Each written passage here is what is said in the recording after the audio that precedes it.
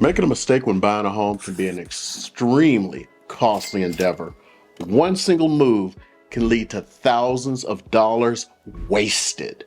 However, having an understanding of the home buying process before you go down the home buying journey is one of the ways to avoid making so many mistakes. So in this video, we'll go over every single step in the home buying process from beginning to end. One of the first steps when it comes to thinking about buying a home, because it's such a big decision, is an open, honest dialogue with you and your spouse or whoever is part of the financial decision that's going to be made in making the purchase of this home. And just talk about your budget. If you haven't sat down and just penciled out, hey, here's how much money we bring in every month.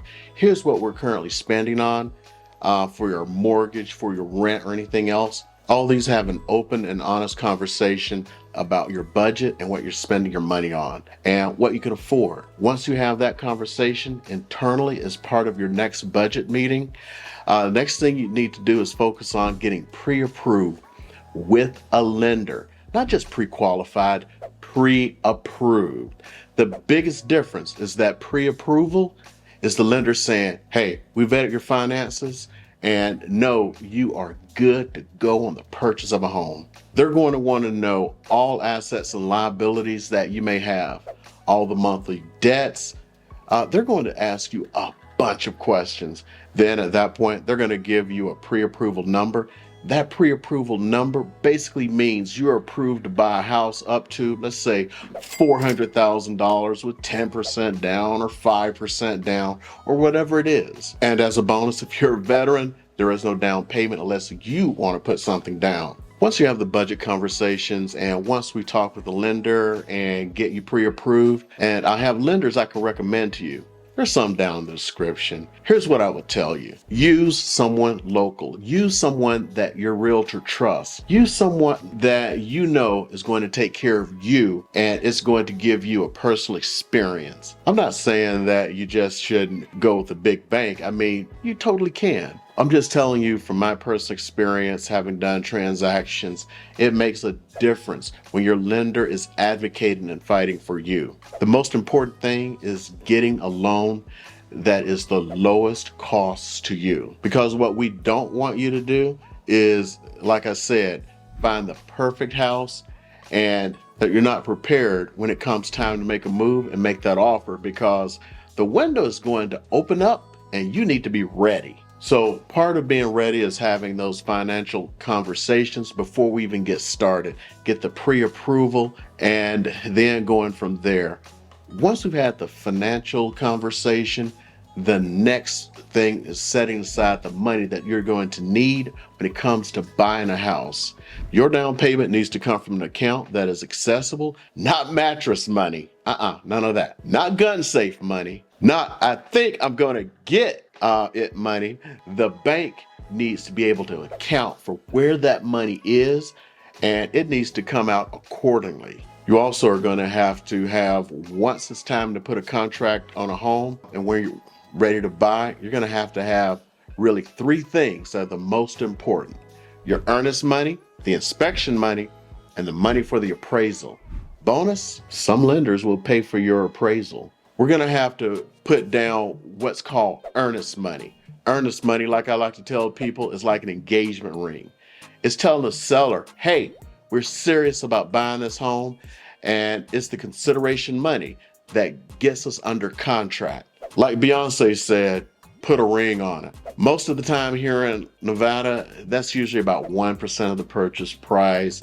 If you're purchasing, let's say, a $250,000 house, so 1% is about $4,500. You're going to have to make a deposit of that money within 2 business days of coming under contract on that new home. That money needs to be readily available. It's going to credit to you at closing as part of the closing settlement, but just know that it's going to be needed to be deposited fairly quickly of us getting into contract on a new home. Here's something I always want to bring up. If the seller wants a ridiculous amount of money, be cautious. You're not bound by what they want. You can put down whatever you want. The other money that needs to be available for you to use, and just be mindful, is the inspection money. I always recommend Whether you're buying a new construction, resale, or anything in between, you get a home inspection. These usually cost between $300 and $500. There could be other things like it's an older home. Believe it or not, a new home costs more to inspect. Most important thing is get that inspection done. So what happens in an inspection? Somebody's going to come out. They're going to tell us all the things that might be wrong with the house or what could just be fixed,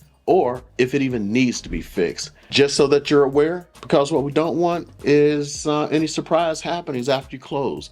All that money is going to be set aside, ready to go when you start shopping for a home. You're pre-approved, you've had the budget conversation, you've set money aside, now you're ready to go. Now it's the fun part, and we get to start game planning about what it's going to look like to find your dream home.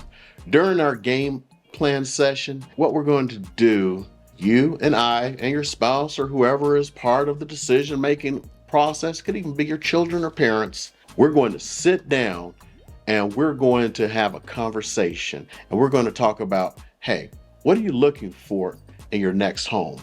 The most important thing is every decision maker needs to be part of the conversation. The worst thing is your Uncle Ned in Florida, who used to be a realtor, is helping you out. You find your dream home, and then good old Ned says you should try something else. Bedrooms, bathrooms, pool, location, school district. Do you want an older home? Do you want to fix it up? There's so many options. We're just going to sit down and have a strategy conversation and say, hey, here are the things that are super important to us, and we're going to rank them from 1 to 10. Be honest about everything and every desire.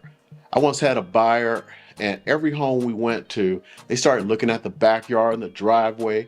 It turned out that the mister was a landscaper, and he was planning on expanding his business and needed a house that would house his 3 new trucks. We wasted days looking because they would not tell me that little fact. It's like, these are things we have to have. We'll start checking off the list from there. We'll set up our searches. We'll take a look at the MLS. We'll look at off-market properties. We look at different things until we start refining it down to the homes that we think we want to preview. When we get to our preview point, here's what I'm going to ask of you. We're probably going to pick no more than 10 of those properties, because here's what happens. We start looking at properties and everything starts running together, and you're like, was that the house with the really nice kitchen? No, it was the one with the pool. Trust me, it all runs together. We're not going to look at the whole lot like max 10. Every time we look at a house, we're going to look at 2 houses, maybe 5 houses, and we're going to eliminate one. I once had a buyer, and I warned them about this, and they blew me off. And they wanted to see all these homes in the same day. At the end of the showings, they asked me to go back and see this home and that home, and I asked, why did you want to go see those homes again? And the response was like, I saw so many homes, I can't remember a single one of them. Trust me, been there, done that 1,000 times, and that is what it really is like. It's going to be this house or that house, then that house is eliminated, it's gone off our list, then we come back and we put it against the next house until we find the house that is your ultimate dream, perfect home scenario for you. After we find that house, that's when the real fun begins. We start negotiating, writing contracts. Again, that's where the money comes into play. You're going to have that readily available once we get to the point of being under contract. From the time of the contract to close usually takes 30 to 35 days, depending on the type of loan that you're doing. Unless we're building new construction, we're playing the long term, and that's a couple of months. You're buying something that's almost done. Just be mindful. Let's think about timeline. If you're looking to move before the summer, you need to be under contract by April. If you're trying to move by March, you need to be in contract by the beginning of February. We just need to talk through and think through the timelines and then work backwards. That's what gives us our goals. We know where we want to be, and then we work backwards and we try to get you to that point. Now comes the real part of real estate. You think it's find a home, move in. There's a lot of stuff in between. There's a fight that you have to have with the lender. If you're not paying cash, especially the underwriters, then there's your inspection, of course, and the negotiation for repairs, if any. There's a dealing with the HOA paperwork and reviewing it so you can decide if you want to live by their rules. Then, of course, we get you into the home and you've had the inspection, you've survived the endless back and forth with the lender, then everything gets pre-approved, you sign on the dotted line, and the house is yours, and you celebrate that accomplishment of a major 2024 goal. And now you have your new house, and it's going to be fantastic. A lot of people think buying a home is overwhelming. Absolutely yes, but it doesn't have to be overwhelming. It doesn't have to be crazy stressful. It can be fun. It can be an enjoyable experience walking through a home and being prepared and ready. It's a fun experience. Guys, I just want to tell you it is attainable. I know people are like, oh man, it's the market gonna crash. We don't know. If you want to buy a house in 2024, it's still gonna be a good time to buy, at least in the first part of the year. We're looking at some really great new construction incentives. They're still doing interest rate buy downs. We're still looking at sellers giving some concessions. It could be a really good time to be a buyer, especially before the market changes as interest rates go down. Now, this is a simplistic example of buying a home. I'm willing to go into greater depth. If you're interested, comment more please below. And if people are genuinely interested, I'll make a comprehensive step-by-step video.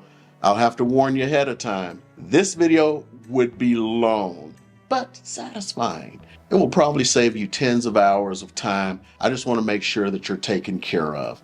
My goal is to help you in any way I can. My contact information is always going to be right here on the screen. Reach out. I'd love to help you. If you're buying a home in 2024 and that's your wish and it's on your goal list, let's have a conversation and just be honest and see if it can happen. I want to help you and your family. If you have a family, any way I can. I appreciate you. I appreciate you taking your time to watch this video. Let's look forward to buying a home in 2024. I am excited for you, excited for this journey. Let's get started. Guys, have a great start to your new year. Let's go. We're going to keep the lights on for you. And to my military brothers and sisters, I always like to say, Alpha Mike Foxtrot.